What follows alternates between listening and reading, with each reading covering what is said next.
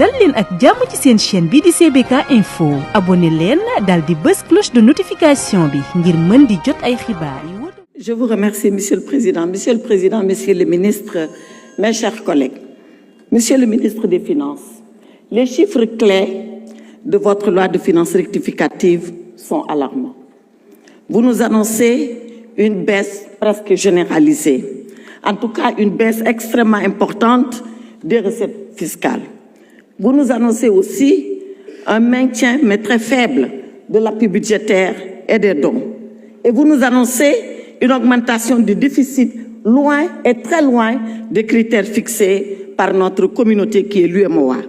Et dans tout ça, vous recherchez 1141 milliards de francs CFA entre la LFI et la LFR.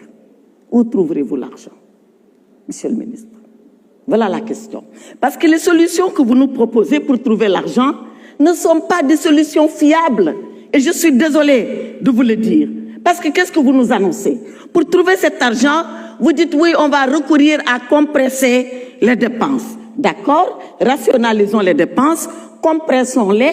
Mais quand vous nous annoncez que c'est seulement pour un taux de 0,5% que vous avez fait d'effort de décroître les dépenses sur le budget général, alors vous êtes loin de retrouver 1000 et quelques milliards. Vous nous dites oui, on va mobiliser les ressources. D'accord? Mobilisons les ressources, mais que vous nous dites, qu'est-ce que vous nous dites pour mobiliser les ressources? On va élargir l'assiette fiscale et on va augmenter la pression fiscale de 20%. Alors, Monsieur le ministre, dans ce document de LFR, vous nous parlez d'élargir cette pression fiscale à 20% en 2025. Dans le document que vous avez sur l'orientation budgétaire, vous dites que vous atteindrez ce taux de 20% de pression fiscale en 2029. Vous êtes un ministre des Finances qui a un vrai problème de chiffres. Je vous l'avais dit la dernière fois. Entre encore le taux de croissance que vous nous annonciez, non, le déficit budgétaire que vous nous annonciez à 3% en 2025 et à 3% en 2029 dans le plan Sénégal, le plan national de développement du Sénégal. Mais Monsieur le ministre, il faut revoir ces chiffres-là. Vous ne pouvez pas nous dire que la pression fiscale, elle va être de 20% en 2025 et annoncée dans le document qui suit, elle sera de 20% en 2029. Mettez cela en phase. C'est pour ça qu'on ne peut pas croire à ce que vous nous dites.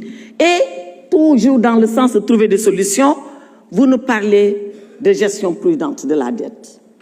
Mon honorable collègue Djimo Souaré a dit tout à l'heure que sur la dette, nous devons avoir une position nationale. Nous devons avoir une position nationale tout en nous disant la vérité. Et cette vérité-là, vous l'avez, Monsieur le ministre. Quand Abdou Mbow est venu ici à ce pupitre, vous avez eu une réaction presque de politique pour quelqu'un qui n'en fait pas, même si on vous encourage à le faire. Ne glissez pas sur ce terrain-là. Ne glissez pas sur ce terrain. Et vous l'avez dit vous-même, qu'ici au Sénégal, la tradition républicaine, c'est que les ministres des Finances en général, ceux-là qui s'occupent de finances en général, ne font pas de politique. Restez comme vous êtes. Et comme vous êtes, sortez les vrais chiffres. Ya fi nekkoon démb, ya fi ne tey. Wala loolu dañ ka fàtte. Ya fi nekkoon démb de. Quand on parle de ces chiffres-là, de notre temps, yow ya fi nekkoon. Te ya fi ne tey. Kon bok, li xew yow xam nga ko. Li xew yow kenn du la ko nettali. Li xew yow kenn du ñëw naan la dafa ñuul te fekk dafa weex. Moi, je ne nie pas qu'on s'est endetté. Je ne le nie pas parce que je suis comme cela, parce que je sais que les États marchent comme ça. Qui ne s'endette pas? Ayons les vrais chiffres, disons-nous la vérité, mettons-nous d'accord sur ce qu'il faut pour faire avancer le Sénégal et sortons de ces querelles stériles et puériles qui ne nous ramènent à nulle part. Alors, je reviens sur la gestion prudente de la dette. Quand on voit la frénésie avec laquelle vous empruntez, on doit nous mettre d'accord sur quoi être prudent. Donc, Monsieur le ministre, voilà les raisons qui font que moi, je doute de la sincérité de votre LFR et je ne peux pas la voter. Je ne peux pas la voter parce que tous les filets sociaux, vous les avez mis par terre. Les bourses de sécurité familiale, la CMU, vous en parlez. Le RNU, vous dites que vous allez le faire, mais faites-le parce que c'est très simple. à faire le RNU pour revenir sur les bourses de sécurité familiale. Pensez aux syndicats, pensez au Fonds social, il est en ébullition, y compris vos propres collègues des impôts et domaines.